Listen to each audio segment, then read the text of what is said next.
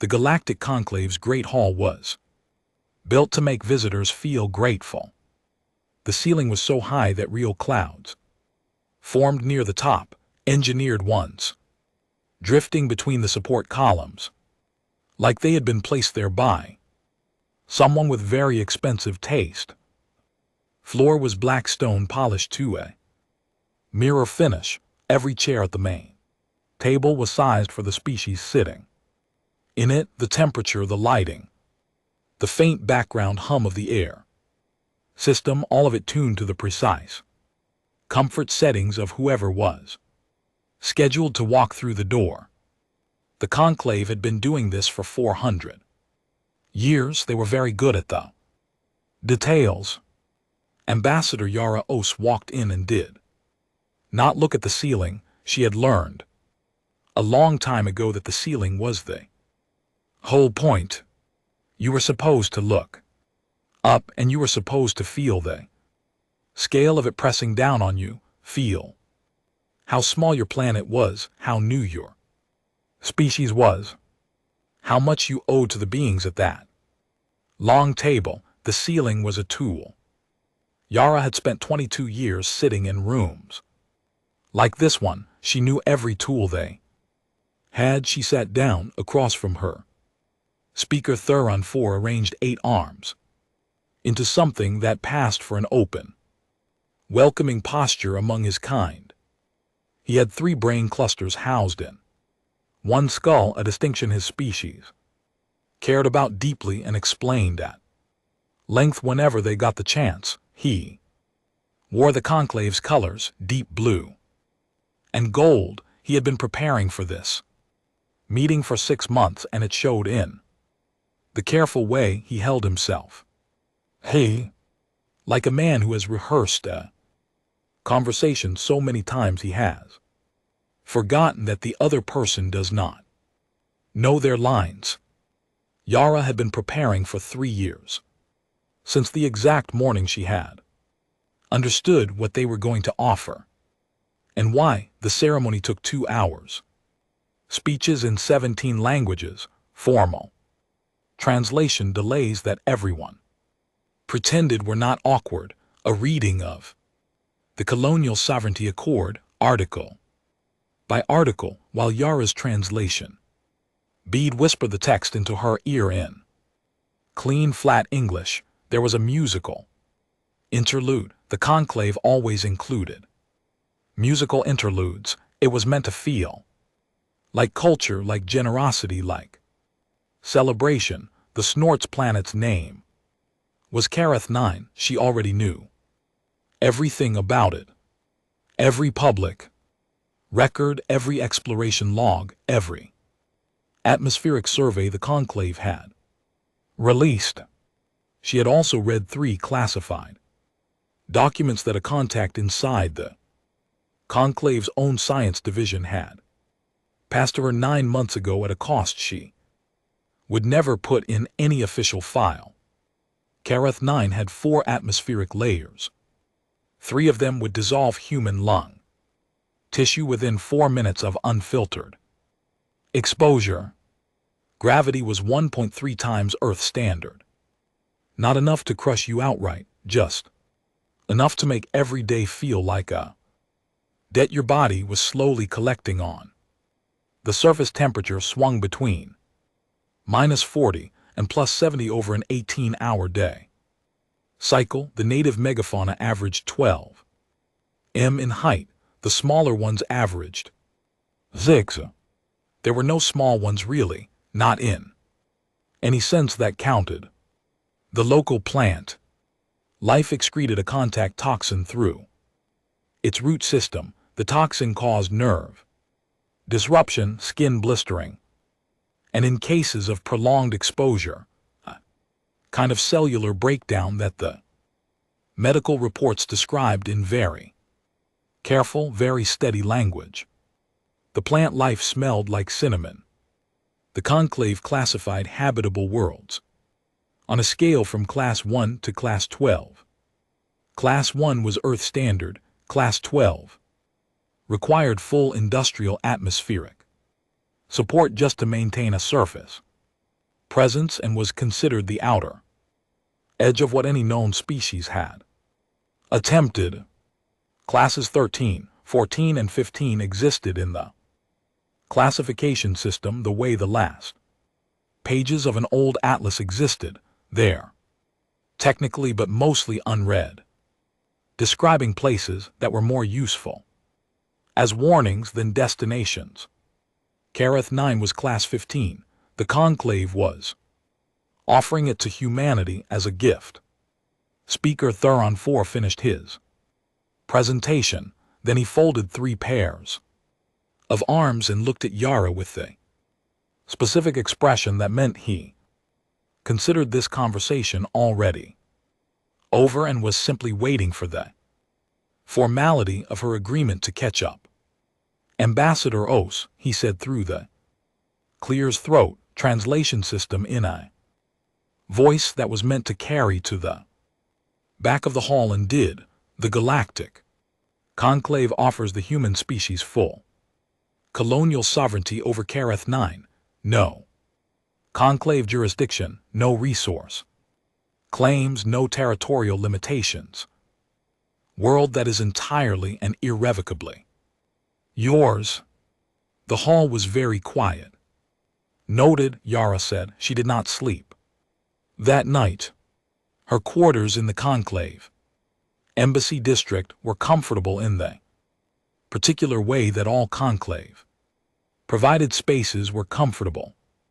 Precisely, efficiently, with a kind of comfort that felt designed rather than felt. She sat at her small desk with the atmospheric data on her screen and read it twice in the public version and once in the classified one, because once was enough.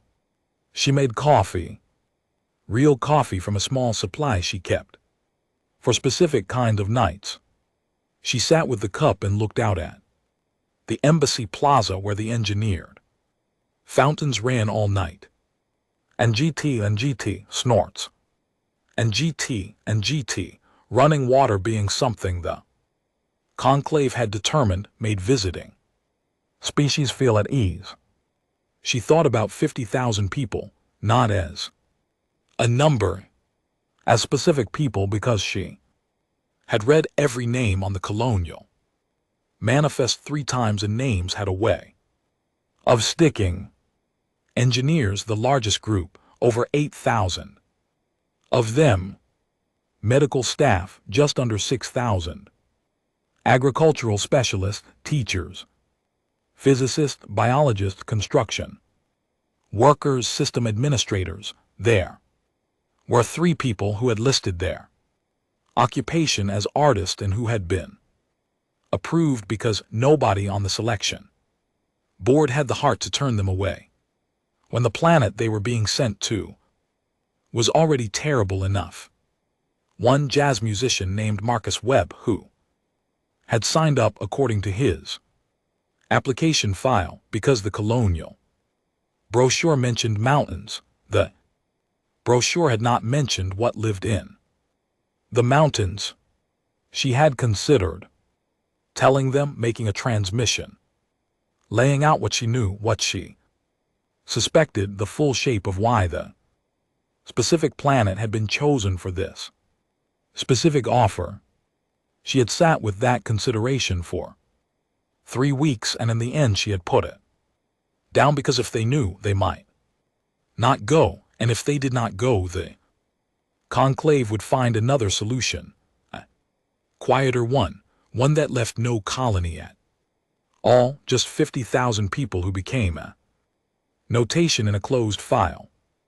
Better to go, better to build something, better to have the evidence reach them on the other side where they could use it. She finished her coffee. In the morning, she accepted the offer. The Conclave delegation's relief was visible. That was the thing that settled into the deepest part of Yara's memory. The thing she would carry for a long time. Afterward, the way they relaxed, Thuron 4's posture shifted. 3 other delegates exchanged a look that they did not bother to hide because they had spent 400 years being the most powerful beings in any room and had stopped noticing that other species could read a room too. She signed the colonial sovereignty accord. She pressed her thumb to the biometric seal. She smiled. We the conclave is pleased, Thuron 4 said. I'm sure it is, Yara said. The loading process at the transit station took 3 weeks. Supply crates floated through the bay doors in a steady stream. Construction materials, medical equipment, seed banks, water filtration systems, power generation units, communication arrays, the compressed infrastructure of a civilization trying to exist somewhere. It had not existed before. Yara stood on the observation deck and watched it all move with the particular feeling of someone who has set something in motion and cannot stop it now and is not sure they would even if they could. The people came last, families carrying bags, children running ahead because children ran ahead regardless of where they were going or what waited on the other side. An elderly man who moved slowly but moved when a young woman with a braid down her back and a hard hat already clipped to her pack. Cassius Velt came through the boarding gate with his daughter Lena on one side and a tablet full of schematics on the other. He was a large man, the kind of large that came from decades of actual physical work, gray at the temples with a way of walking that said he had already mentally mapped the space he was entering and found it manageable. He had spent 20 years in Chicago. Infrastructure, building things in a city that was always in some section or another falling apart, which meant he had spent 20 years learning how to hold things together with less than he needed and still make it work. Lena was 9 years old. She had an inhaler clipped to her belt. She looked at the colony ship the way someone looked at a decision that was already made. Yara and Cassius looked up and caught Yara's eye. Across the boarding corridor, he nodded. Once she nodded back. The gate closed. Thuron 4 did not watch the transports leave. He had other work. There was always other work.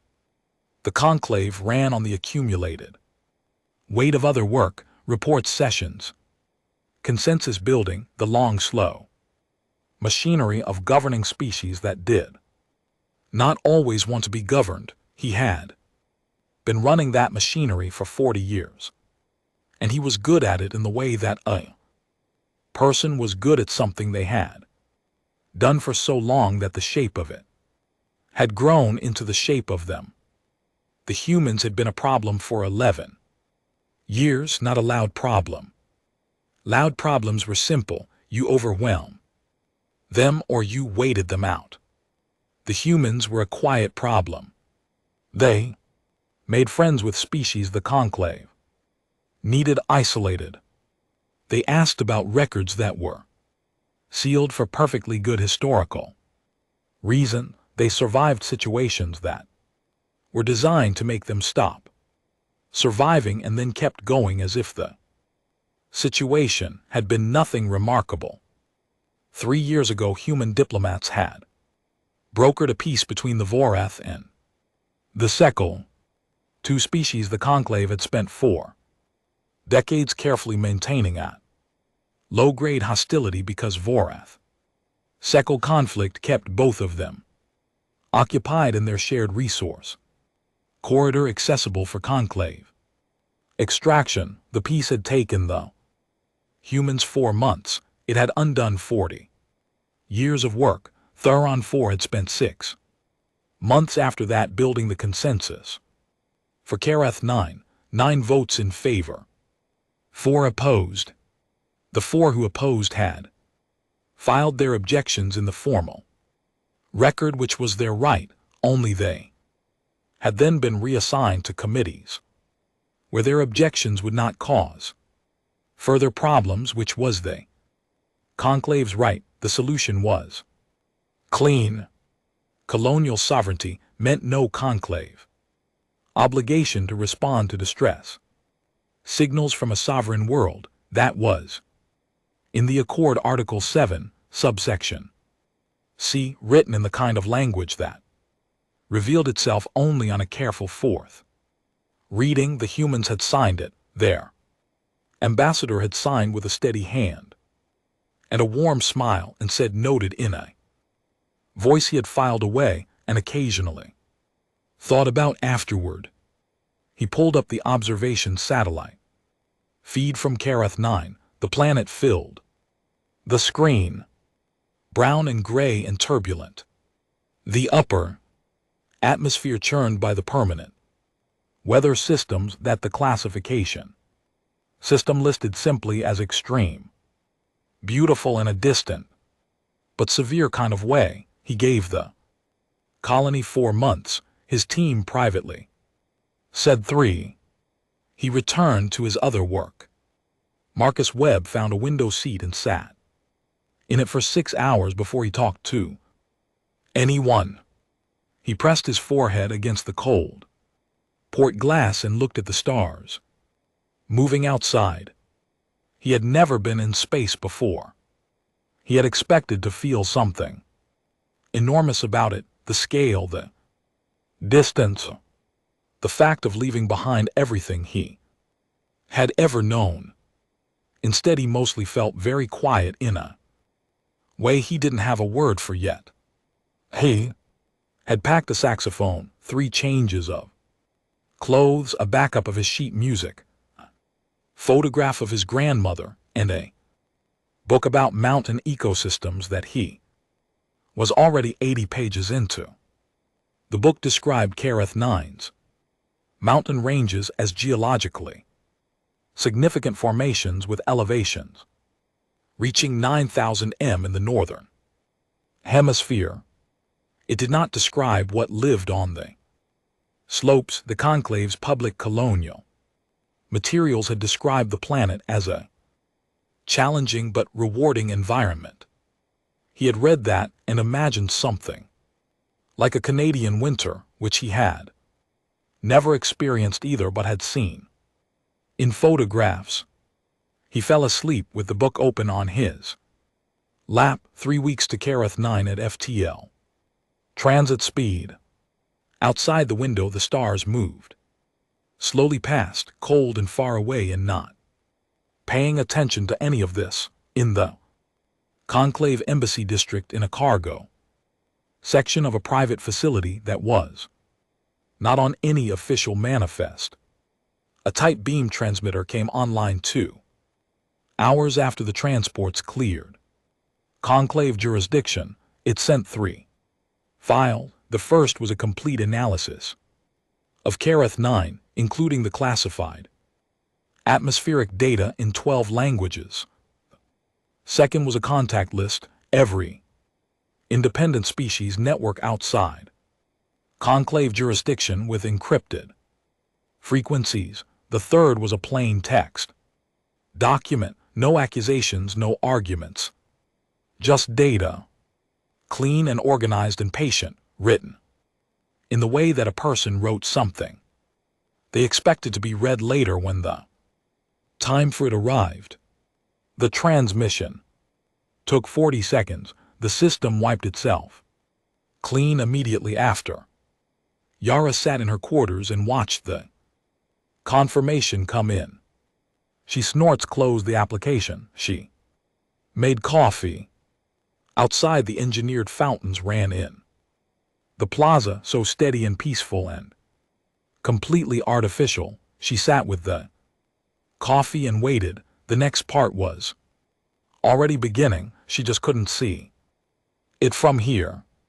Karath 9 hung in its orbit as it always had, brown and gray and churned at the edges by its own permanent storm. 12 M creatures moved across its surface in their migration routes. The cinnamon-scented plant life covered the valley floors in the thick toxic mats. The atmosphere did what it had always done. The planet had no idea what was coming, neither really did anyone else. Kareth 9 from orbit looked like a bruise, brown and purple and gray, wrapped in cloud layers that rotated in directions that didn't match each other, each atmospheric band spinning on its own logic. The planet had no moon. It had 3 rings of asteroid debris that the light caught at certain angles and made briefly beautiful the way very dangerous things sometimes were. The colony ships held their approach pattern for 2 hours, while the navigation team ran at. Nobody rushed them, everyone pressed to the port windows and looked down in. Nobody said much because there wasn't much to say that the view wasn't already saying loudly. Cassius Velt stood at the back of the observation gallery and looked at the planet and did what he had always done. With hard things, he broke it into parts. The landing zone was pre-surveyed, flat terrain northern continent protected from the worst of the wind patterns by a natural ridge formation to the west, good bedrock for foundation anchoring, 1-3. Underground aquifers within drilling range. The conclave's public geological data showed mineral deposits that would support manufacturing once the colony was stable enough to think about manufacturing, which was not now but now was for surviving, and surviving was a project he understood. Dad, Lena said next to him. Yeah. It's really big. It is. Does big mean bad? He thought about that. Big means we have room, he said. She seemed to accept that. She pressed her forehead against the glass and kept looking. Day 1. The landing sequence took 14 hours. 6 ships, 6 separate touchdown sequences, each one kicking up enormous clouds of Kareth 9 dust that the wind carried east in long brown tails. And GT snorts. And GT. The landing struts sank 2 ft into the surface before hitting solid rock, which was 2 ft more than the specs had expected, and Cassius had spent 30 minutes that morning recalculating dome anchoring loads while everyone else was still finding their ground legs. The pre-assembled domes deployed from cargo containers in a sequence the engineering team had practiced 40 times.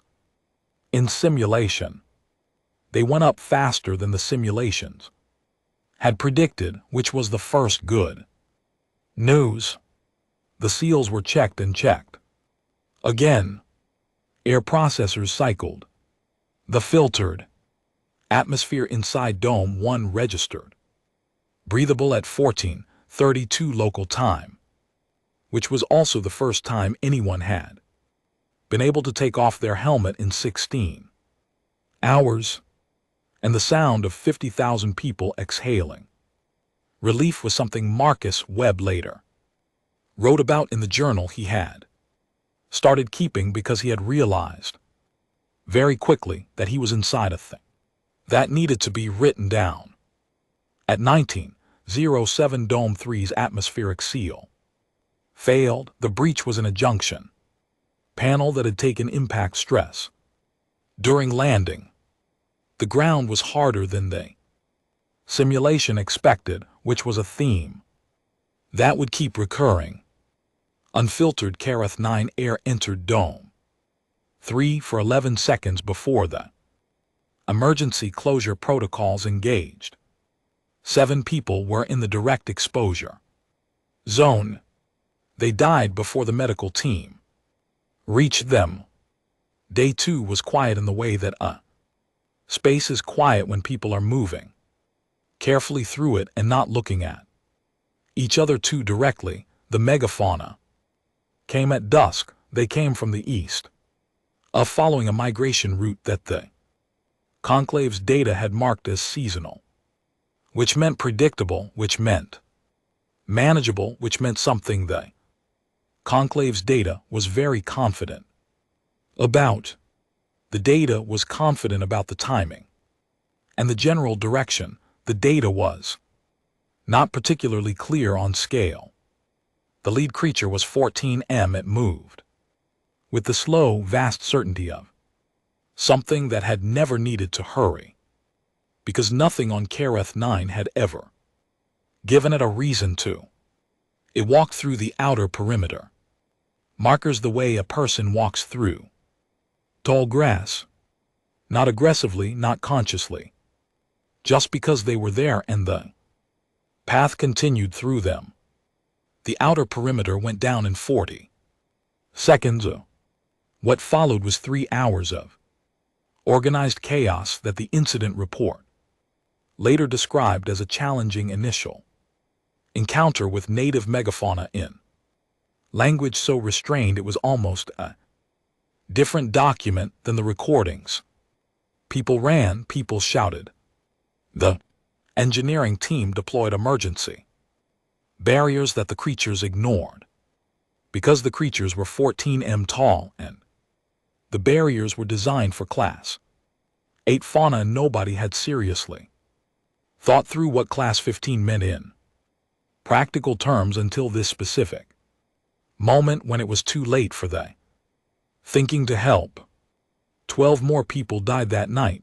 Cassius did not sleep. He sat with his team in the engineering bay with 3 screens open and a cold cup of coffee that someone had brought him 2 hours ago.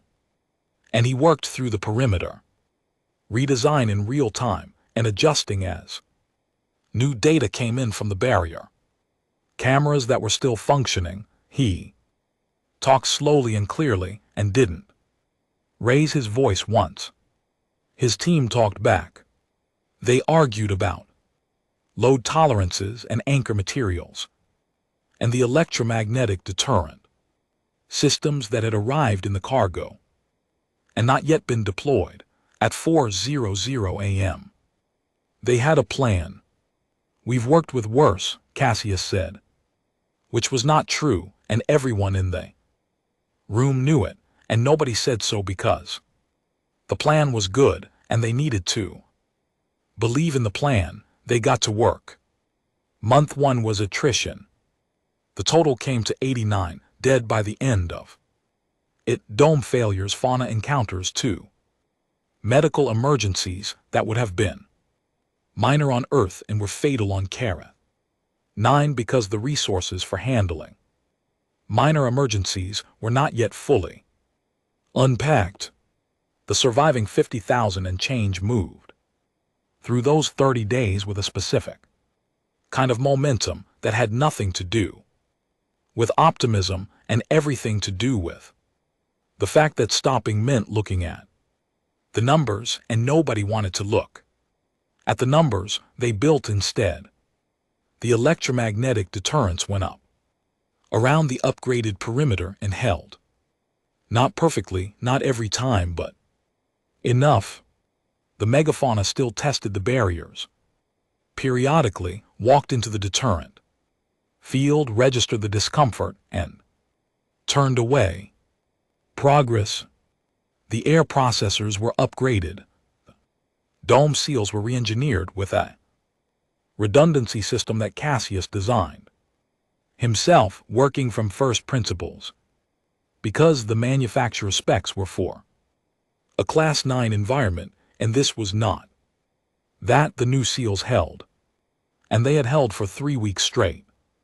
By the end of month 1, which was the kind of small victory that felt enormous when you were inside it, the cinnamon-smelling plant life, which the colonists had named sweet grass, because humans named everything. Immediately, it was a reflex, turned out to be the most dangerous element in the ground-level environment. It grew everywhere, and its root system spread underground, and if you walked on it long enough in boots with worn seals, you found out about the toxin the hard way. 4 people found out the hard way in Month 1. The solution was better boot seals. New mapping system to track sweet grass. Coverage. And a protocol that required all ground teams to carry a scanner that turned red when the root density exceeded safe threshold. The protocol worked mostly. Marcus Webb planted a small cactus in his quarters. He was not sure why. It felt important to grow something. Month 2. The Conclave observation satellite picked up the colony's thermal signature expanding. Thuron 4's morning briefing noted this and flagged it as within expected variance. His analyst looked at the expanding signature and did not say anything, because she had been told that her comments at the previous briefing had been noted, and not in the good way. What was happening on the ground was that Cassius Velt's team had established a secondary dome and connected it to the primary via an enclosed corridor that they had built from materials not originally designed for corridor construction, because they had run out of corridor materials in week 3. And the secondary dome housed the agricultural systems, hydroponic bays under artificial lighting, because Kareth 9's sun was present, but its spectrum was wrong for most earth crops without filtering. The hydroponics team had 12 species of vegetables growing in controlled conditions. None of them were particularly good yet, but they were there. The medical team had set up a proper triage and treatment center in month 2. After 2 weeks of running everything from a converted cargo bay, the doctor in charge was a woman named Dr. Adiz Nwazu, who had spent 15 years in emergency medicine in Lagos and who approached Kareth 9 with the same focused pragmatism she had applied to every previous impossible situation, which was identify what you have, identify what you need, build the gap between them as fast as you can. She had 62 medical staff. She needed 90. She managed with 62 by scheduling people in shifts that were probably not compliant with any labor regulation that existed on any world that had labor regulations, which Kareth 9 did not yet. Technically, by month 2 deaths had slowed, not stopped, but slowed. The colony was learning the shape of the danger around it, the way you learn the shape of a dark room, by moving through it, by running into things, by building a map from the pain of impact. Month 3. Something shifted. It was hard to name the exact moment. It wasn't a single event. It was more that at some point in the 3rd month the colony stopped surviving by the skin of its teeth and started surviving with a little room to spare. Not comfort. There was no comfort, but margin. Enough margin that people started doing things beyond the minimum. A school opened. There were 63 children in the colony. Someone had to do something about that. 2 teachers set up in a section of the primary dome that wasn't being used for anything else and started teaching.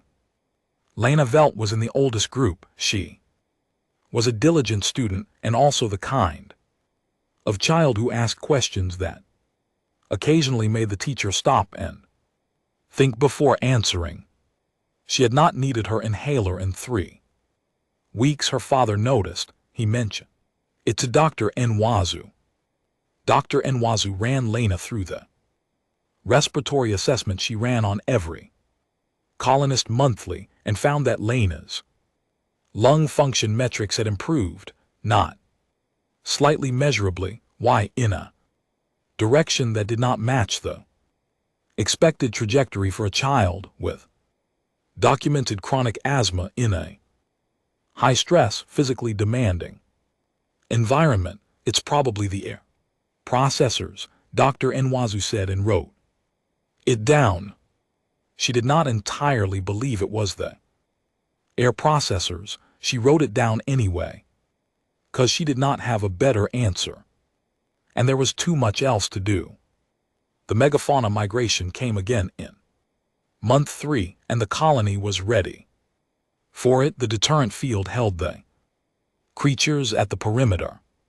What happened next was something nobody had designed and nobody had planned for.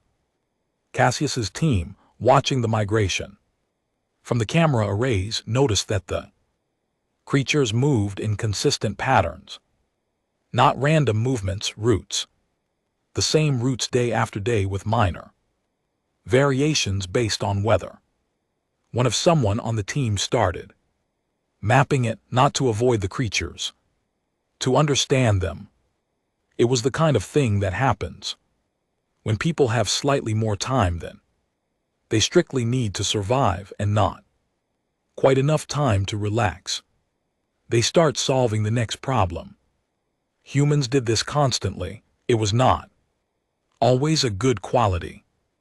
On Kareth 9 in month 3, it turned out to be a useful one. Month 5, the Conclave Observer satellite sent its latest data package to Thuron 4's office. He read it twice. Colony population 49,107. Loss of 1,105. From initial manifest, attrition rate had slowed to a fraction of the projected curve. Infrastructure expanded beyond initial colony plan. Agricultural output approaching 40% of dietary needs from local production. 8 defense structure upgraded beyond any Class 15 colonial spec in the Conclave's historical records, because the Conclave's historical records did not contain a Class 15 colony that had survived past month 4. He called his analyst. She came in and stood across the desk from him and waited. Explain the population graph, he said. She pulled it up. The line went down steeply in month 1, flattened in months 2 and 3, stabilized in month 4, and in month 5 had been slightly upward. They stopped dying as fast, she said. And 2 weeks ago, 5 children were born. Thuron 4 looked at the graph for a long time.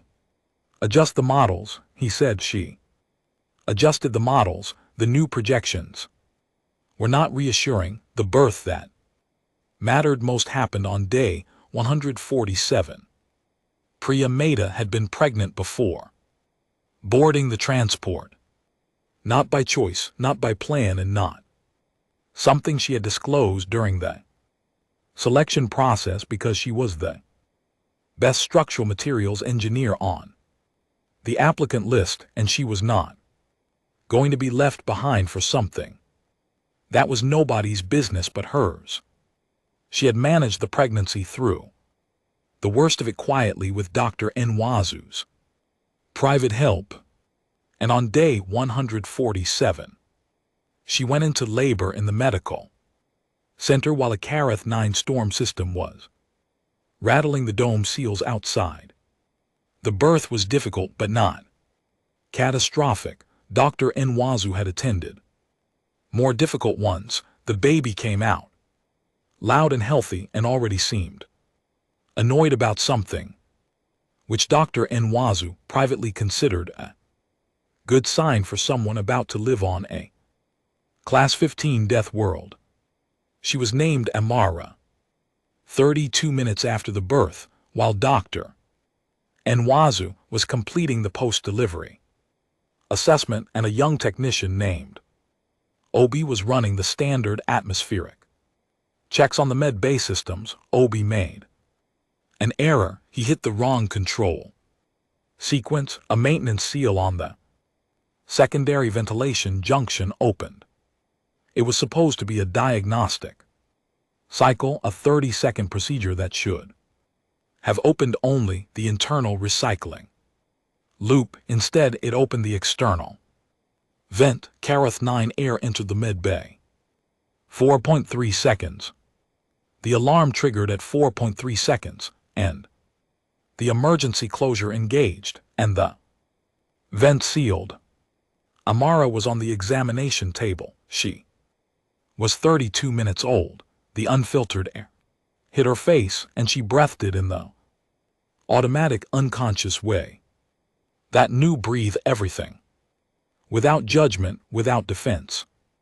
It's just the fundamental reflex of being alive. Then the air sealed off. Processed, filtered atmosphere returned.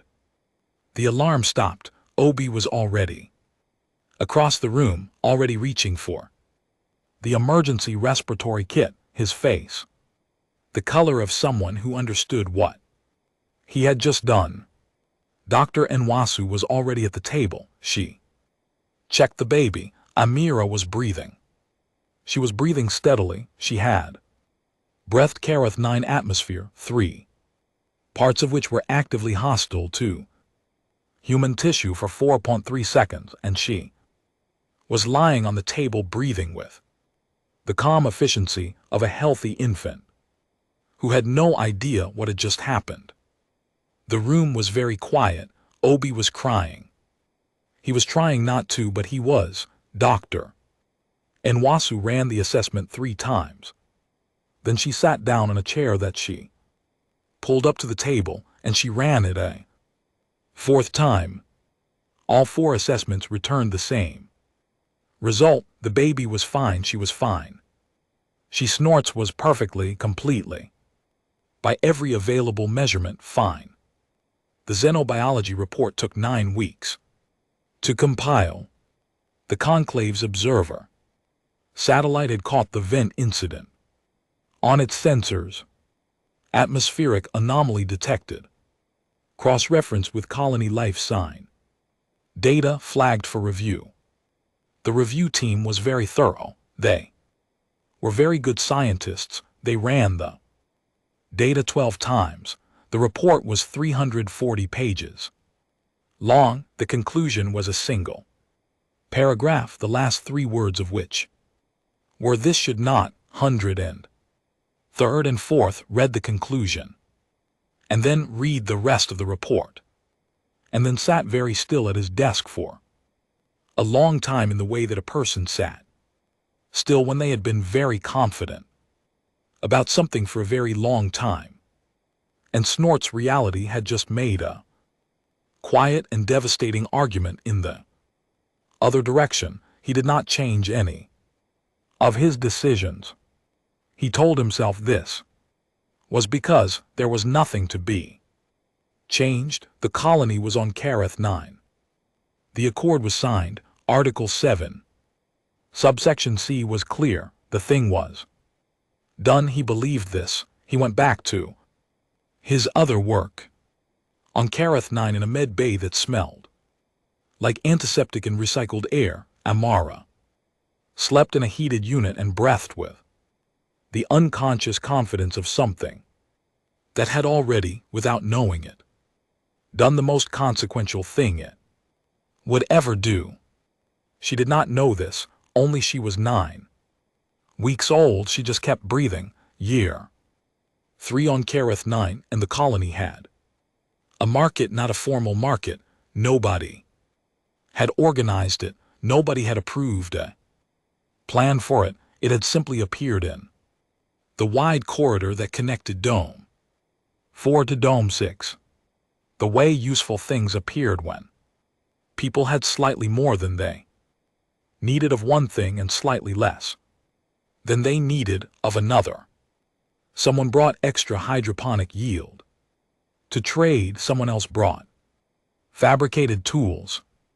A third person arrived with something they had made from Carath 9 materials that didn't have an official name yet, but was becoming valued, and the corridor became a market the way a river became a river, because it was the natural direction for things to flow. There were 43 stalls on market day, so Cassius walked through it on a Tuesday. morning with a cup of coffee that had gone cold and a list of structural assessments he was supposed to be reviewing. He kept stopping, not because he needed to buy anything, just because the market was evidence of something he could not quite put into words but recognized the way you recognized a load-bearing wall by what it was holding up. People were arguing about prices. Children were running between stalls. An old man who had been a crop scientist in Kerala was selling something he called a soil amendment and explaining its properties to anyone who would listen, which on a good day was 3 or 4 people. Marcus Webb was in the corner playing saxophone. It was not great for market acoustics. It echoed off the dome walls in complicated ways, and nobody asked him to stop because it turned out that after 2 years of dome seal alarms and fauna deterrent signals and emergency klaxons, a saxophone playing Autumn Leaves Badly in a corridor was a sound that people walked toward rather than away from. "We've worked with worse," Cassius told his coffee and kept walking. Population count, year 3, 49,107. Same number as month 5, no movement. Up, no movement down. Births and deaths in approximate balance, which on a class 15 Deathworld, in its 3rd year of existence, was a statistic that the conclave's observation team had needed to cross-reference 4 times before accepting. The colony was not growing, but it had stopped shrinking. That was the wall Cassius had set his back against and pushed for 3 years without stopping. Not to build something great, not yet. What's just to get to the place where the number stopped going down. He had succeeded. He treated this success with the same expression he used for all successes: brief acknowledgement, then attention to the next problem. The next problem was food. 40% of the colony's diet came from local production. Hydroponics mostly, some aquaponic systems that had been added in year 2, and a small but growing contribution from the work the agricultural team was doing with Karath 9 native species. The native plant life was the challenge. Most of it was toxic in ways that the human digestive system handled very badly. A few varieties were merely unpleasant.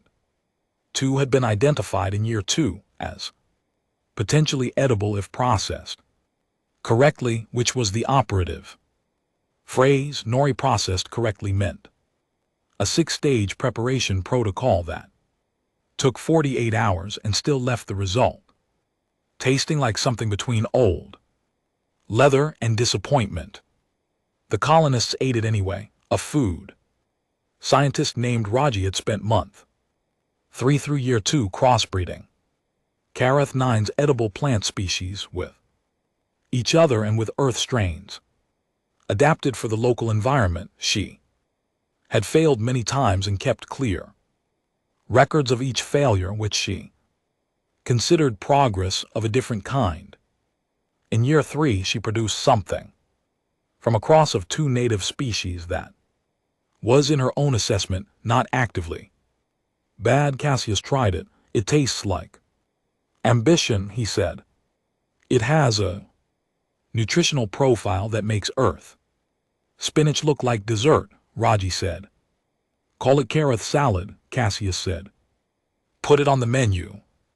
Raji put it on the menu. The colony ate it. Nobody loved it. Everyone ate it because it was food, and food was what you had, and being alive on Karath 9 had a way of clarifying priorities very efficiently.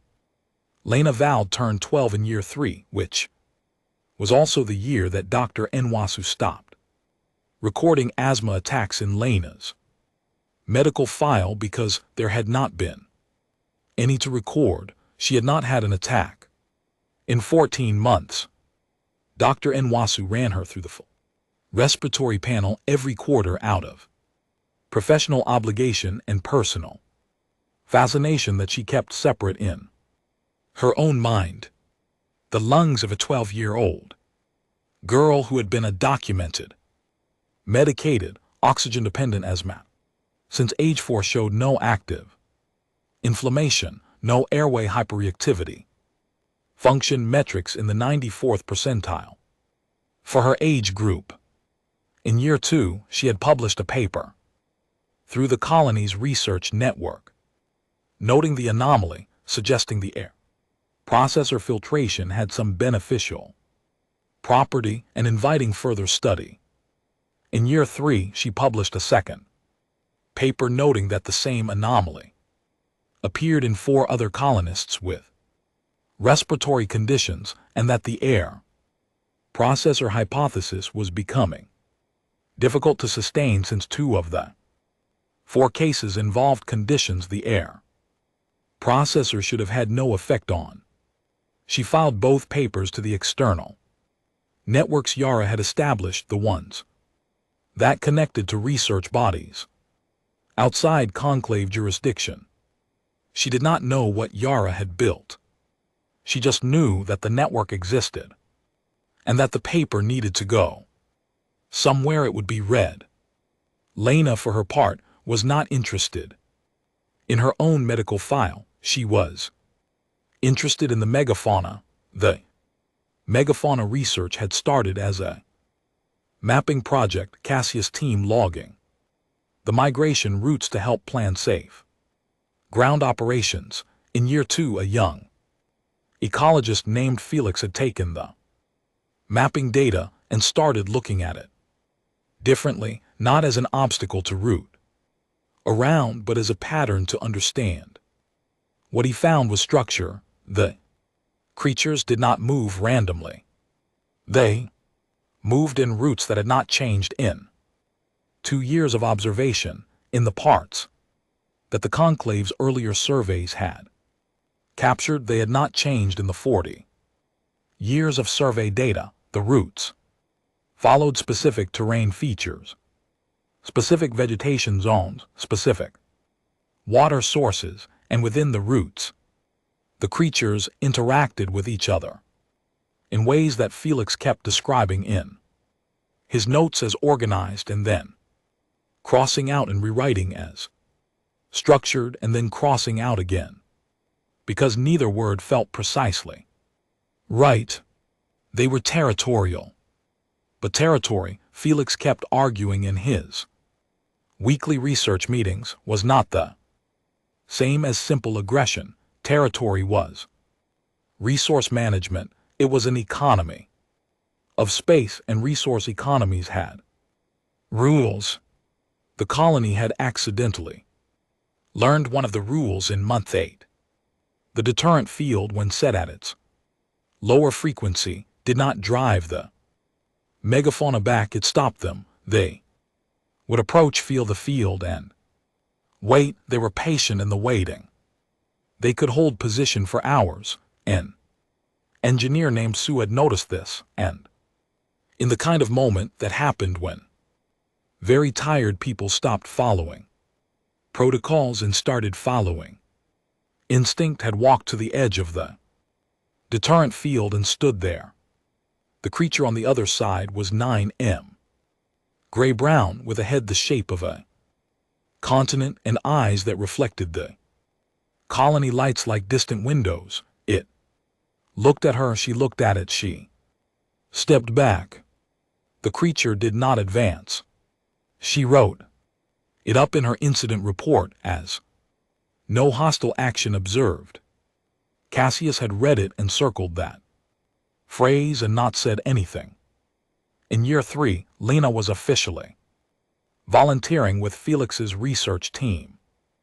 The school had approved a practical science program, and Felix had approved Lena because she asked the right questions and sat still for a long time, without needing to fill the silence in, which was the most important quality for the kind of observation work they were doing? She sat at the deterrent field perimeter with Felix on a Tuesday afternoon and watched the migration come in from the east. The lead creature, the 14M1 they had, named Builder for no reason Felix could remember now. Slowed at the field edge, it stopped. It looked at them with those window-reflective eyes. It knows we're here, Lena said. It's known we're here since month 1, Felix said. No, Lena said. I mean it knows who we are specifically. Felix looked at her. She looked at Builder. Builder shifted its weight from one side to the other, which was what Builder did before it turned and led the migration along the established western detour route, the one it had been taking since month 4, the one that went around the colony instead of through it. It chose the detour, Lena said, on purpose. Felix wrote that down and stared at it for a long time. In the conclave central chamber, Thuron 4 faced an emergency session of the Governance Council. The chamber was not as dramatic as the Great Hall, smaller, designed for work rather than ceremony, with screens covering 3 of the 4 walls and every delegate on site rather than projected. Thuron 4 stood at the center table and looked at the data his team had compiled and felt for the first time in this whole affair something that was not quite certainty. The agricultural output graph, said Delegate Air Nose from across the table. Walk me through the agricultural output graph. The colony is approaching 50%. Nutritional self-sufficiency, Thuron 4 said. I'm way ahead of any schedule we modeled. Yes, the construction output also ahead. The infant survival rate. The infant survival rate is comparable to mid-tier colony worlds operating under Class 6 conditions, Thuron 4 said, and that silence that fell then was the kind that had a specific texture to it, a specific temperature. This is a Class 15 world, Air Nose said. Yes. And the meta-infant. The Xenobiology Division's findings are in the supplementary materials. I recommend treating them as an isolated anomaly pending further study. The room was not convinced by this.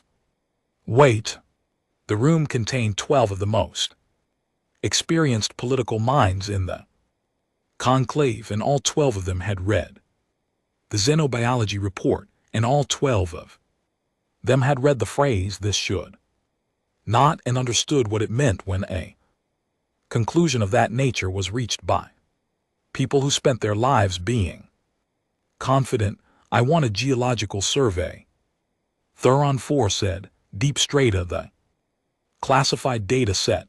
The room went very still. The classified data set, Air Nose repeated. I need to understand the timeline, Thuron 4 said. I need to know how long we have before their ground operations reach depth. Nobody asked what timeline. Nobody asked what depth. The classified data set for Kareth 9 was 80 years old, and not all of the delegates in the room knew it existed, but enough of them did. And the ones who did looked at the table and did not look at each other. Authorized, Air Nose said finally. The survey was ordered. The survey drones went out from the colony in month 37 as part of a routine mineral prospecting operation. Cassius had been pushing for a deep strata survey since year 2 because the colony's power needs would eventually outgrow the surface solar and geothermal system, and deep mineral extraction was the next logical step. Nobody had specifically planned the survey for this date. It was just the date the equipment was finally ready. and the team had the margin to run it. 6 drones drilling to 12 km and 6 sites spread across the landing zone and surrounding plains. The mineral data came back first. It was good, better than expected. Or there were ore deposits that would keep the colony's manufacturing capacity growing for decades. Cassius read the mineral report at 7:00 a.m. with his second cup of coffee and felt the specific satisfaction of a man who has correctly predicted where the useful things would be. Then the structural anomaly data came back. It was flagged automatically by the analysis system, which had been programmed to flag anything that did not match the expected geological profile. The expected profile was solid rock formation interrupted by natural cavities, mineral pockets, and tectonic stress patterns. What the analysis system flagged was not any of those things. At 11 km below the surface, at 4 of the 6 drilling sites, the sensors had found chambers, not natural ones, rectangle walls, flat floors, structural material that had a different density signature than the surrounding rock, which meant it had been manufactured rather than formed. The chambers were large. The largest was 400 m across, and they were full. Cassius sat with the data on his screen for a very long time. He pulled up the conclave's public geological record for Kareth 9 and compared it to what the drones had returned. The public record showed solid rock at 11 km. Uniform, unremarkable, the same profile, extending downward. It was not the same. It was not even close to the same. The conclave's public record and his drone's actual data were describing two completely different structures.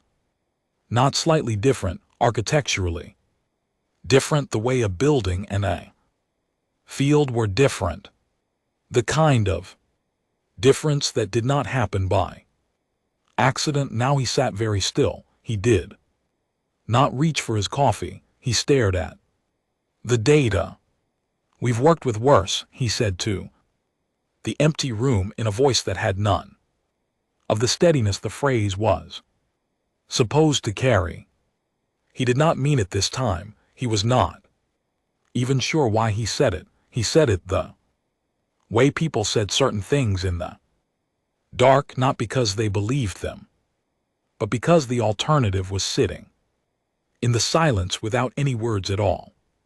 He looked at the rectangle walls at 11 km below the surface of a world that was supposedly an uninhabited, natural Class 15 Deathworld. He looked at the flat floors. He looked at the manufactured structural material, dense and deliberate, surrounded by 800 years of accumulated rock. Then he started copying files.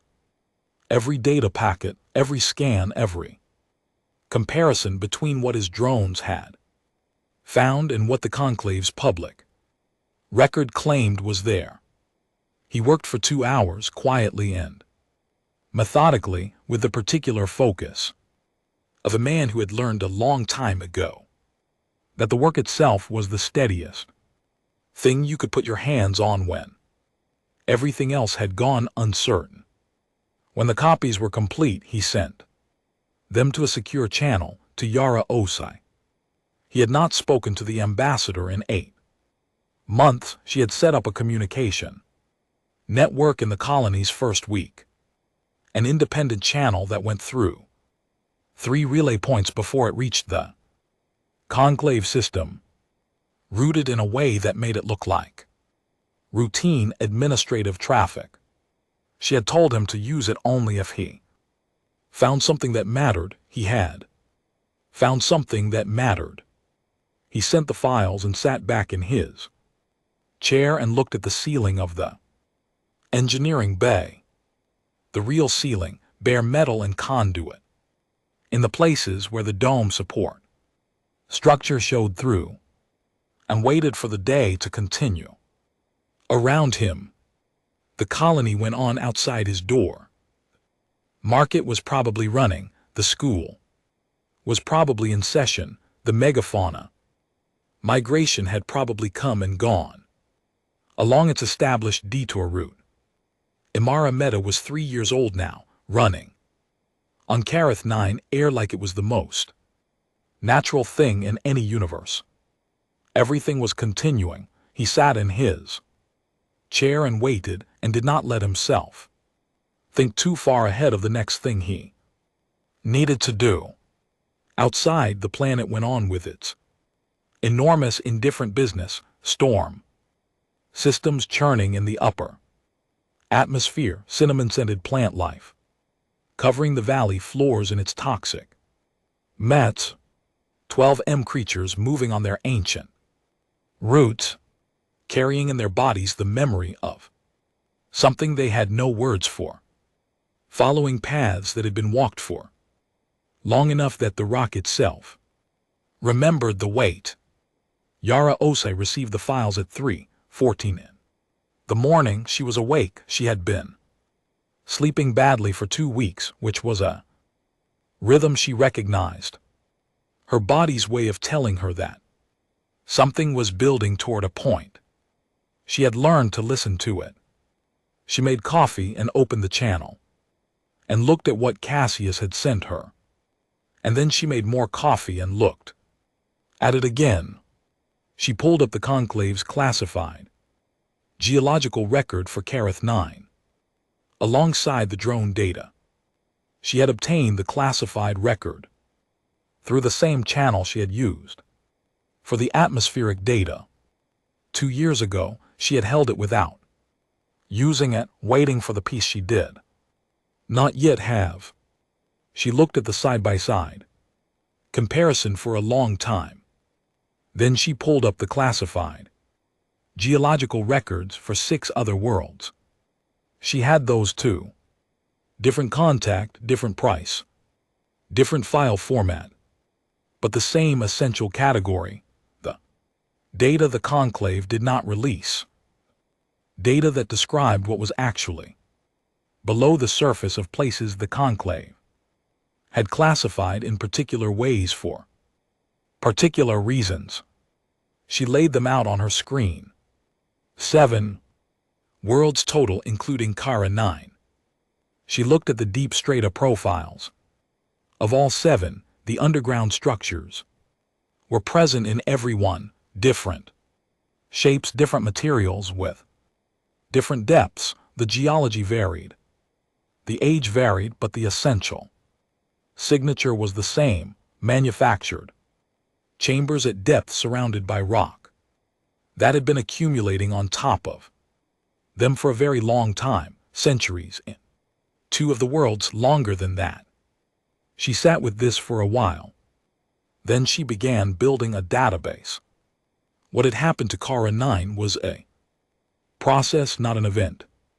This was the thing that took her the longest to fully understand. Going through the records she had and the records she acquired over the following 2 weeks through every channel she had, and some she assembled specifically for this purpose. It was not a single moment, it was a systematic procedure applied methodically over years by a body that had the patience and the reach and the institutional stability to do something slowly and thoroughly and then close the file. 800 years ago, Kara 9 had been Class 3. She found this in the oldest survey data the Conclave had on record, the kind of historical archive that existed in its systems as background documentation, not something anyone was expected to look at, not something that had been suppressed exactly, but had simply been filed in the layers beneath.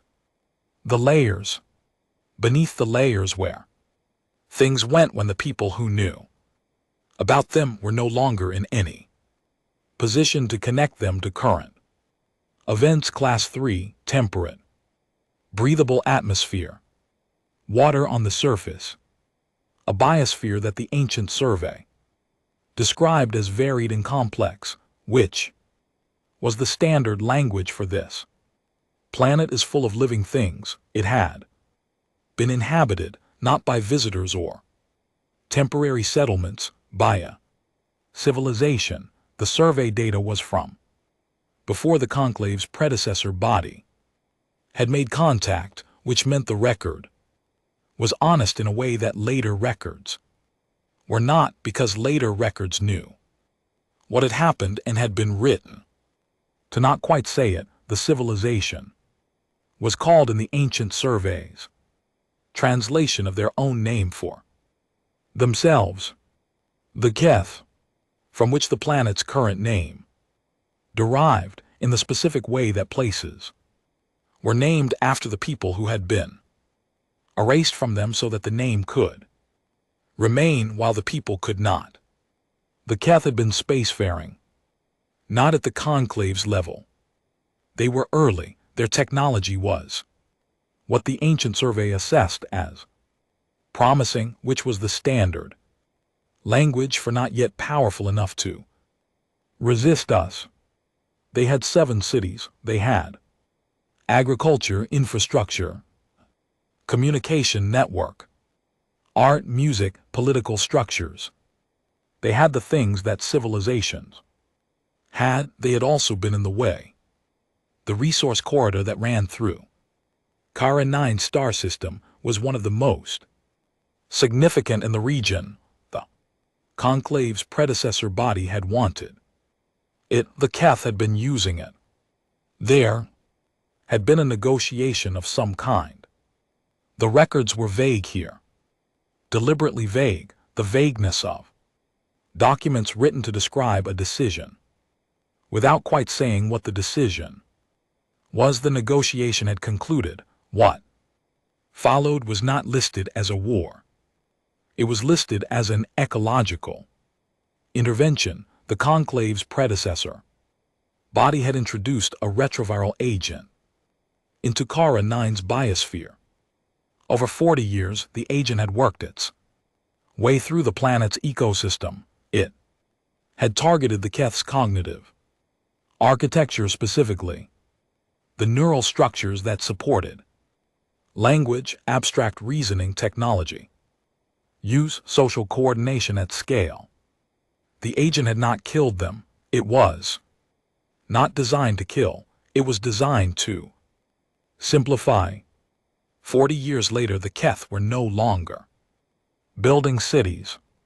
They were no longer communicating in language. They were not dead.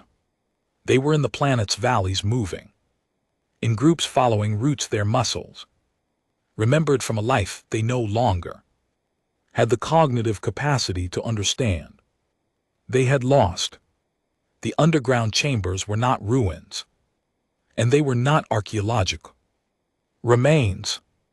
They were where the Keth had lived when they still knew what living meant, sealed by rock-forming agents introduced in the final stages of the ecological intervention, buried under the slow accumulation of geological time.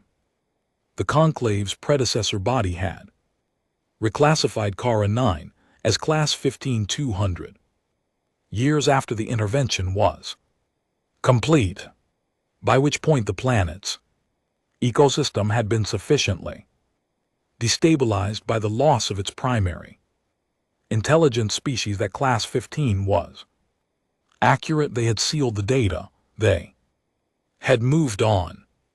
The resource corridor had been in conclave use for 600 years. Yara sat with all of this for a long time, not because she was surprised. She was not. She had suspected something in this neighborhood from the day she read the first atmospheric data, or from the day she understood that a Class 15 world was being offered as a gift. You did not gift a death world to a species you wanted to thrive.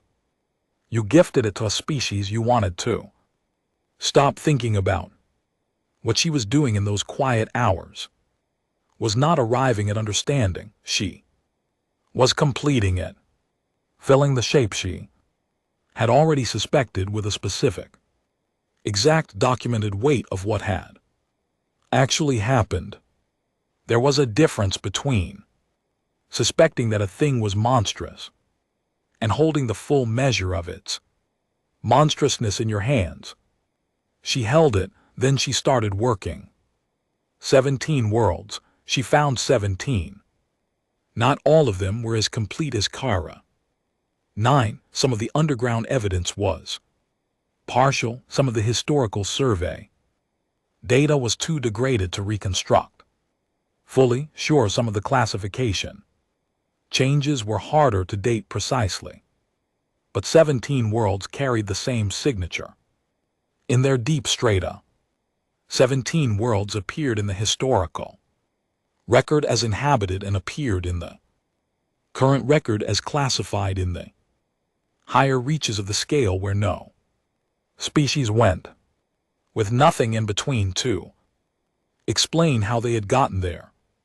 17 civilizations, different sizes, different stages of development, different technologies, different everything except the corridor or the resource or the territory they occupied, that the conclave's predecessor or the conclave itself had wanted.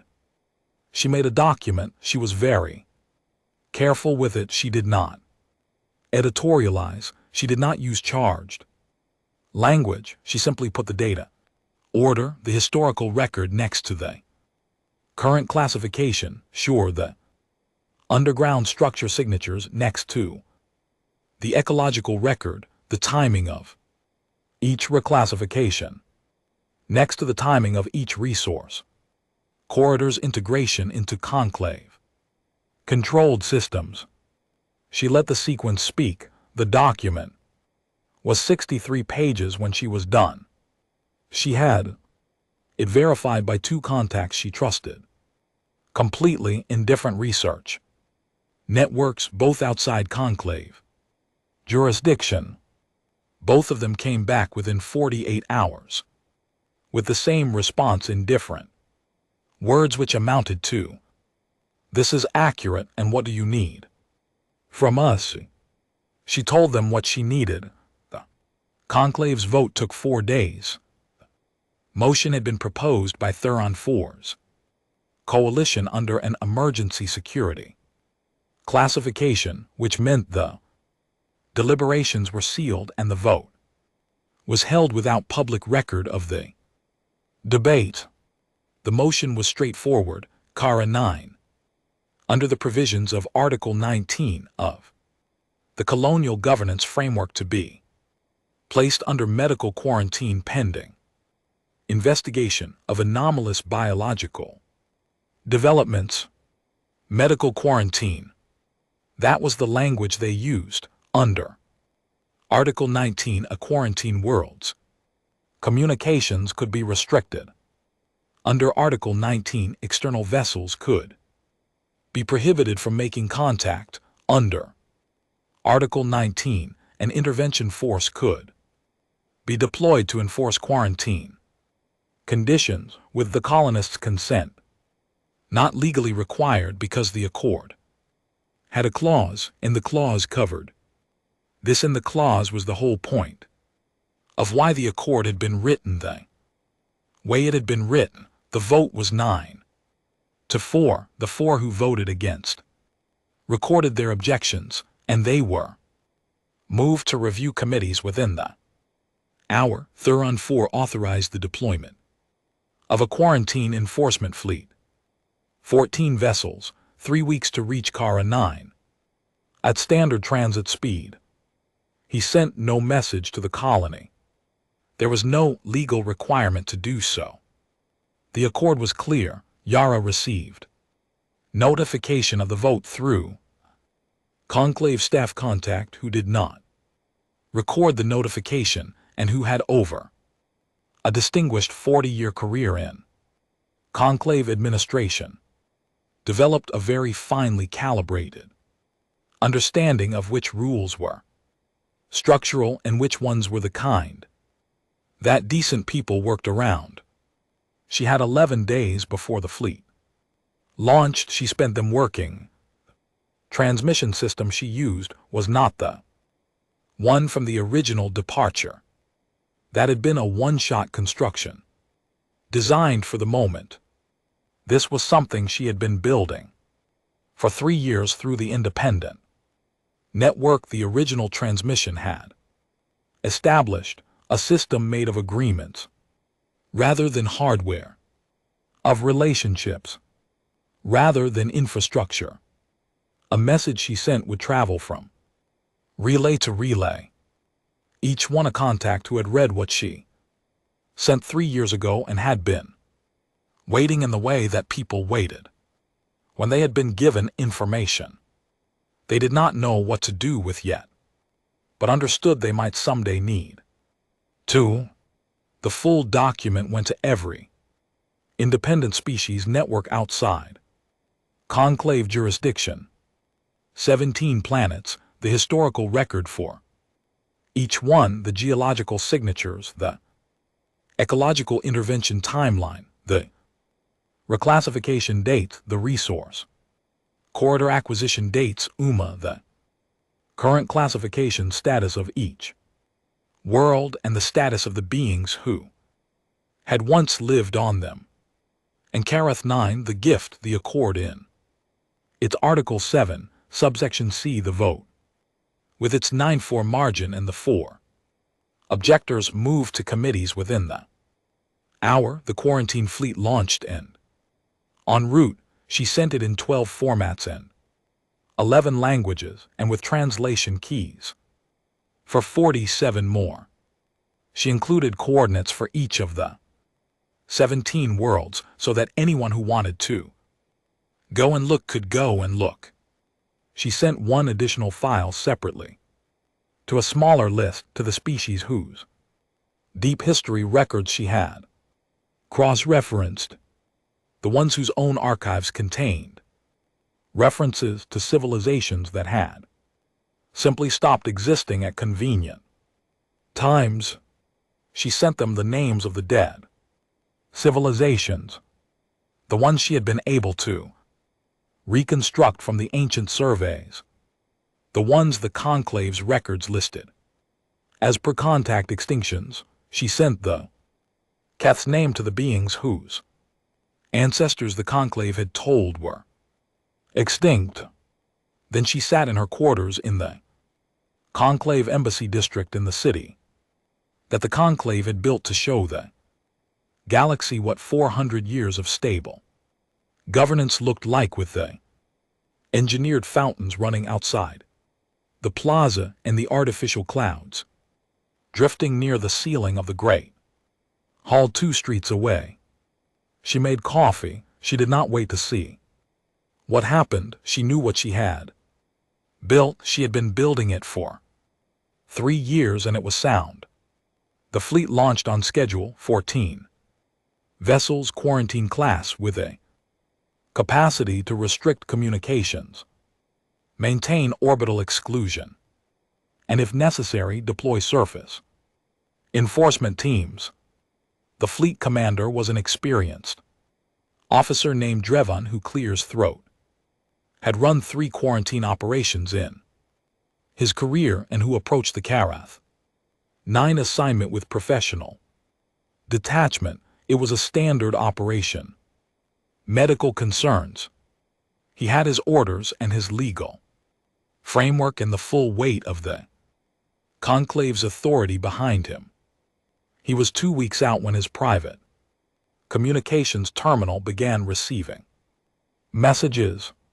The first was from his sister, who was a biologist working in an independent research network outside conclave jurisdiction, and who had forwarded him a document with a message attached that said only, "Read this and then think about what you're doing." He read the document. He put it down. He picked it up and read it again.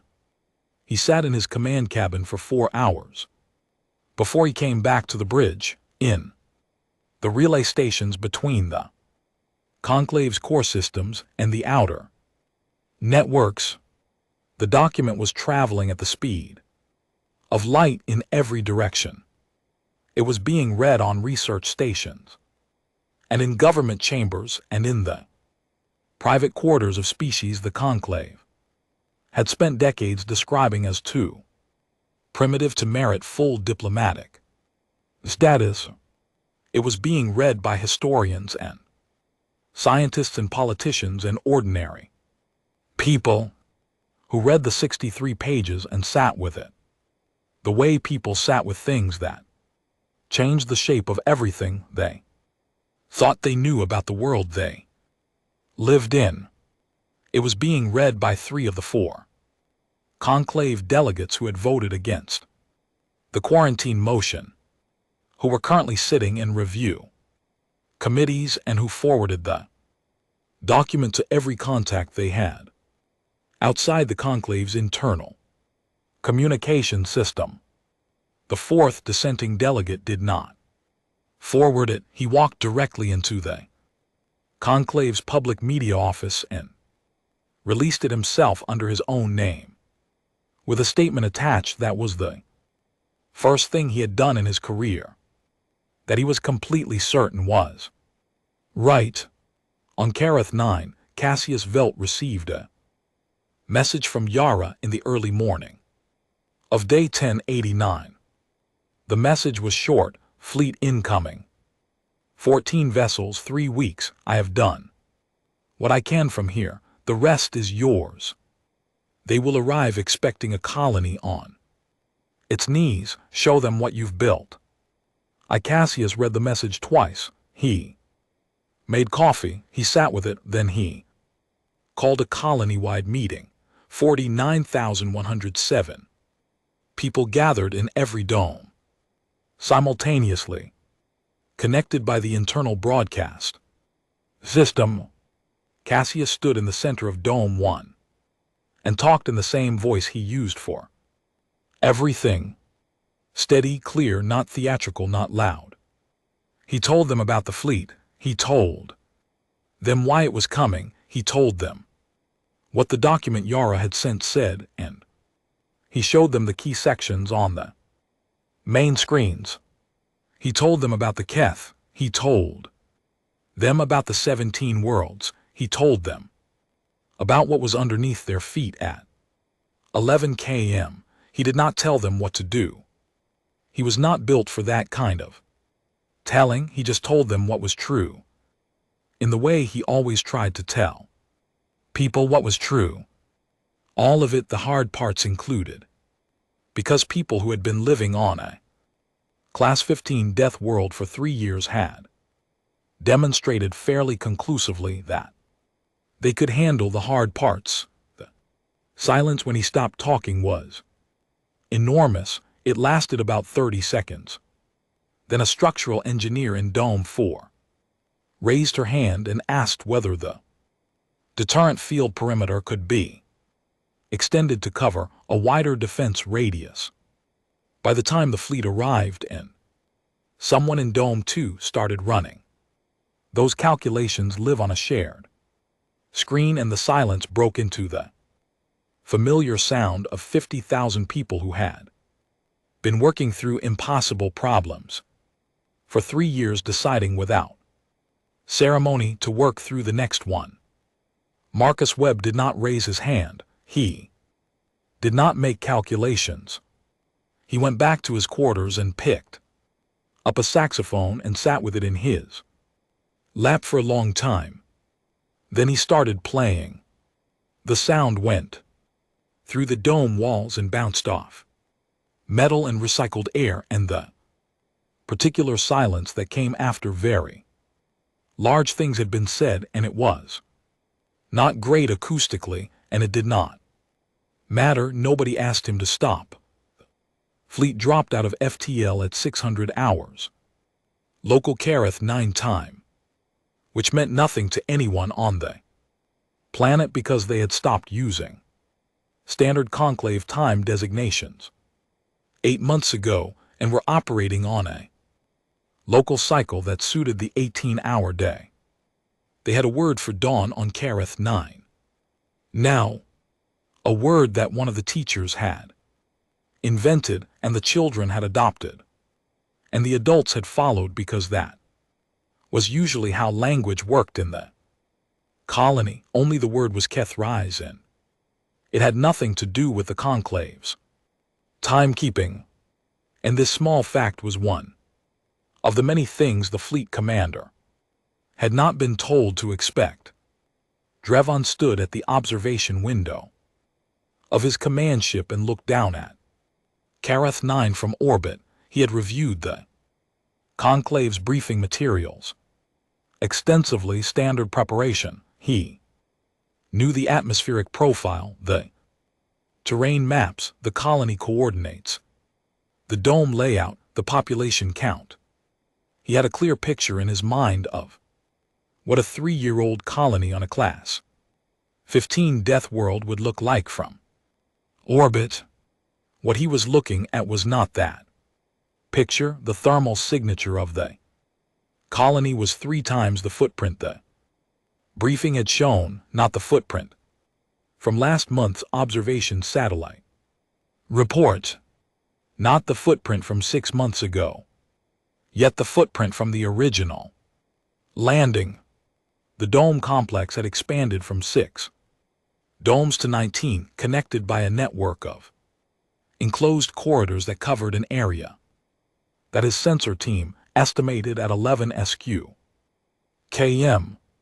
The power output signature suggested an energy generation capacity well above what 6 domes of original spec could have produced, which meant they had built new generation infrastructure, which meant they had either found local materials to build it with or they had been considerably more resourceful with their cargo inventory than the manifest had suggested. He asked for a comparison with the last observation satellite report. The report was 6 weeks old. In 6 weeks the colony had added 2 more domes. He stood at the window for a while.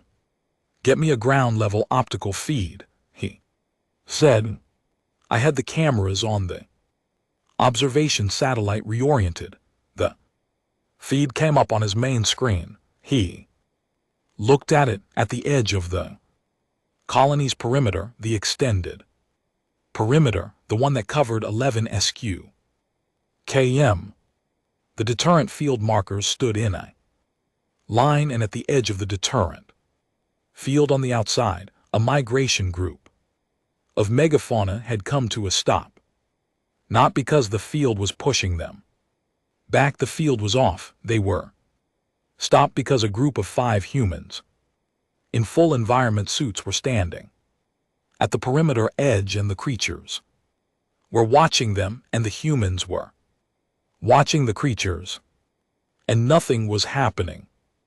Nothing was happening in a very specific way, the way that nothing happened when something had been negotiated. "Sir," said his tactical officer, "Car, the colony is not responding to hail." "They've heard it," Drevon said. "Try again." Cassius Velt took the hail on the second attempt because the first attempt had come during the morning engineering briefing, and he had been in the middle of a structural calculation that needed finishing. He answered when he was done with the calculation. He appeared on Drevon's screen in work clothes with dust from Kareth 9's surface on his jacket, holding a coffee. "Commander," he said. "Colony Administrator Velt," Drevon said. "This is Fleet Commander Drevon. I'm here under the authority of the Galactic Conclave's Article 19 quarantine provision. I'm required to inform you." "I know why you're here," Cassius said. The statement landed in the transmission with the particular weight of words from someone who had known for a while. "You should know," Cassius added, "that Ambassador Oss has transmitted the full evidentiary record regarding Kareth 9. and 16 other worlds to every independent network outside conclave jurisdiction. That happened 14 days ago. I am going to assume you've received some version of it. Drevon said nothing.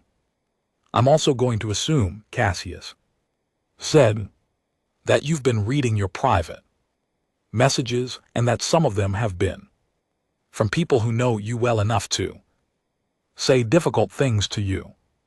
This was accurate. I'm not going to make any threats, Cassius said. I don't have a military. I have engineers and farmers and 3 theoretical physicists and a jazz musician. What I have is this planet, which is ours, and the truth about what this planet is and what was done to it, and the fact that 50,000 people are currently alive on it who were sent here to not be. Commander, I don't know you, but I think you should talk to your captains before you decide anything. Cassius finished his coffee. Take your time, he said. We're not going anywhere. The channel closed. Drevon went in, talked to his captains. It was not a comfortable set of conversations. He had 12 captains under his command. 3 of them had received Yara's document through their private channels and had been carrying the weight of it for 2 weeks without an obvious place to put it down. 4 more had received it in the last 48 hours, forwarded by family members and colleagues, and in one case by a species government official who had attached a formal diplomatic note that conclave legal precedent had never been designed to handle. 2 of the 12 captains were from species whose own archives, historical records, the conclave had consistently described as mythologically unreliable, contained references to civilizations that had simply ceased to exist at times, that now, mapped against the data Yara had assembled, had a different explanation. One of those 2 captains, a woman named Commander Velos, had an ancestor recorded in her species' oldest oral tradition as one of the last engineers of a city that had been named in her ancestral language, something that translated approximately as the place. The ground remembers. She had learned this in childhood. She had thought of it as a story. She sat in her command cabin for 2 hours after the captain's call with Cassius, and then she requested a channel to Drevon directly. I won't enforce the quarantine, she said. It was simple, no elaboration, no argument. Just the statement sitting there in the channel between them. Drevon said nothing for a moment. Velos, I won't, she said, not because of my personal situation, though I acknowledge that is part of it, because the legal framework being invoked to justify this action is itself built on the foundation of what that document describes. I am not going to be the tool of a structure that has spent 400 years building its authority on the destruction of what my ancestors built. She paused. Sir. He let that sit. He asked for a poll of the captains. He did not make it an order, he asked, which was not standard procedure, but the situation had left standard procedure somewhere behind them. 7 of 12 would not enforce the quarantine. The other 5 said nothing, which in Drevon's experience was the way that people said things they would not say out loud. Thuron 4's firing order came through the command channel at 1400 hours. Drevon received it. He read it. He put it down. He thought about 40 years of his career. He thought about the conclave's emblem that was on everything in his command ship, on the walls, on the uniforms, on the seal of every document he had ever Signed, he thought about what he had believed the emblem meant and what the evidence suggested it meant, and the distance between those two things. He picked up the order and read it a second time. Then he walked to the bridge. The bridge crew looked at him. The firing order has been received, he said. I am not going to execute it. Silence. And anyone who wishes to challenge this decision may file a formal objection through the command record. I will note each objection personally and make sure it is preserved in full. He looked at each of them in turn. Does anyone wish to do that? Nobody moved. Nobody spoke. The order sat in the command system, unexecuted, the cursor blinking next to it with the patience of a machine that had no opinion about what happened next. Drevon opened a channel to the colony. Colony Administrator Velt, he said. This is Drevon. The quarantine order will not be enforced. I am requesting a formal communication channel between my fleet and your colony administration, outside Conclave authority for the purpose of coordinating what happens. Next, he paused. Now I apologize for the circumstances that brought us here. There was a short silence on the other end. Noted, said Cassius Velt in a tone that carried something different than those words usually carried. Something warmer, something that almost had a different name. What happened next took 11 years, not a war. There was no war. The conclave did not fall to military force, it fell to the specific and unglamorous process of being held accountable by the beings it had managed for 4 centuries.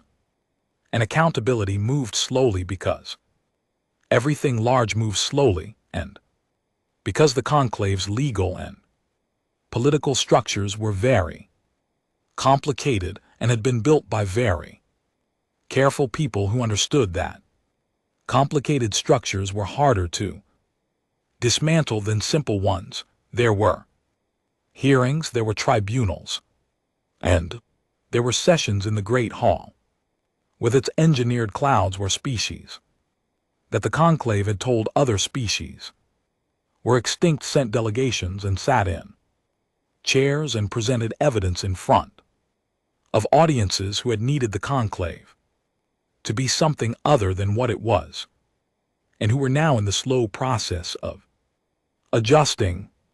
The 4 delegates who had voted against the quarantine were reinstated. Their formal objections, already in the record, became the foundation of the first independent inquiry.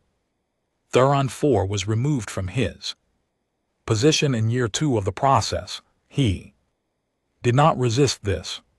He had been in conclave governance for 40 years, and he understood what legitimate process looked like, and he understood that the process now running was legitimate, which was perhaps the most clarifying fact of his career.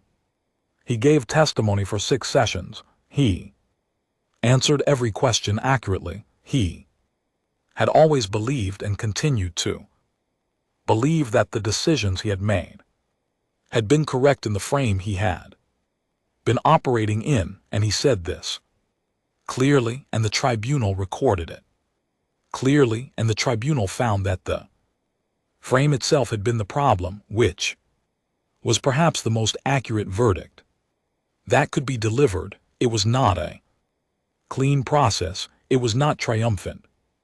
Nobody made speeches about justice, because the people inside it were too tired for speeches and too clear-eyed about what 11 years of legal and political restructuring actually looked like from the inside, which was mostly reports, mostly meetings, and mostly the slow work of rewriting structures that had been standing for 400 years and that a great many species depended on for stability even now Knowing what they knew, Yara Asi did not return to the conclave.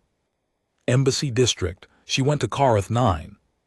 In year 2, on the first independent transport that made the journey under the new provisional status, the colony had been granted while the legal proceedings established its permanent classification. She came through the dome entry corridor in a standard environment suit, and Cassius met her at the airlock with a coffee that was, by any objective measure, not good. She drank it. "We've worked with worse," he said. "Yes," she said, "we have."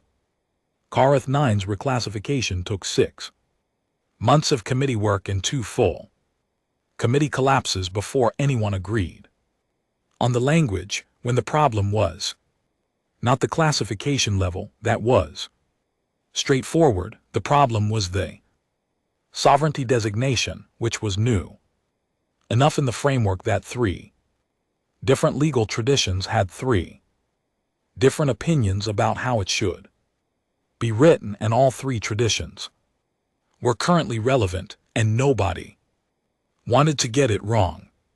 A conclave bureaucrat whose job it was to finalize the language submitted a draft that used a formulation Yara's legal team found inadequate. She read the draft, she put it down, noted, she said. The room understood fully and finally what that word meant in her mouth, and the draft was revised. The final classification was entered in the official conclave record, which was in the process of being made a public document rather than a controlled one. On the morning of Karath 9's local Keth rise on year 11, day 4 of the restructured conclave's first open session, Class 1 sovereign independent, the first planet humanity had not inherited, not borrowed, not been assigned in, supervised and monitored. The first one that was simply completely by the weight of 3 years of survival and 8 years of legal record and 63 pages of evidence assembled by a woman who had signed a death sentence with a steady hand because she had a plan. Theirs. Amara Mehta was 11 years old. She outside when the announcement came through the colony broadcast system.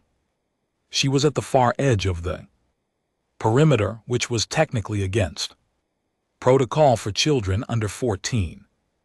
But she went there often because the megafauna came close to this edge in the early morning, and she liked to be them when they did. She had been doing this for 3 years, and nobody had been able to make a compelling argument against it because the creatures did not behave toward her the way the deterrence protocol assumed they would. They did not behave toward her like something too. The broadcast came through the comm unit. Clipped to her suit, she listened to it. She looked at Builder, who was standing 8 m away, watching her with those window-light eyes. Builder shifted his weight. Broadcast ended. Amara reached up and disconnected the seals on her helmet with the practiced ease of someone who had been doing manual work since she was 6. She lifted the helmet off. The morning air of Karath 9 hit her face full, unfiltered, the 3 hostile layers in all, and she breathed it in with the easy, unthinking confidence of lungs that had never needed a filter for this air and never would. She breathed. Builder watched her breathe. She looked at him and he looked at her, and between them was the particular quality of silence that existed when something had been waiting to be acknowledged for a very long time and was finally, in the small, quiet moment, acknowledged. She did not know the full history of what he carried. She was 11. She knew what her teachers had told her, what the colony records said, what her mother had explained when she was old enough to understand it. The shape of what Kareth 9 had been, the shape of what had been done to it, and the shape of the things that moved across it, now carrying in their bodies the ghost memory of a civilization they could no longer comprehend. She could not give that back. Nobody could. The process running in the conclaves, reform chambers, could do many things and could not do that one. And everyone who looked at it honestly knew it and carried it because it needed to be carried by someone. But she breathed Kareth 9's air, and Builder watched her breathe it. And maybe that was something. Maybe that was a small piece of something that did not have a name yet, but would, because humans named everything eventually, and because the children growing up on this planet would have more time than she did to find the right words. Behind her, from the direction of the main dome complex, she could hear the colony. She had grown up inside that sound.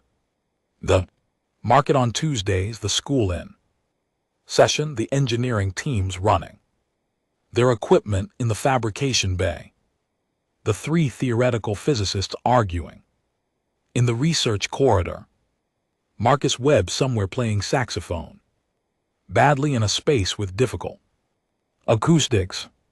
The colony, which was a word that meant something different now, not a settlement on someone else's terms, not a population placed somewhere to resolve a problem, just people on their planet doing what people did when they had enough room and enough time and enough reason to keep going. She put her helmet back on. She looked at Builder one more time.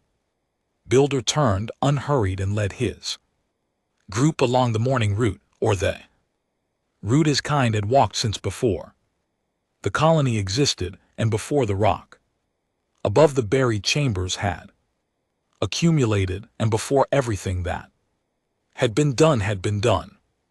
The route that the ground remembered, and that he remembered with his whole ancient body. Amara watched him go.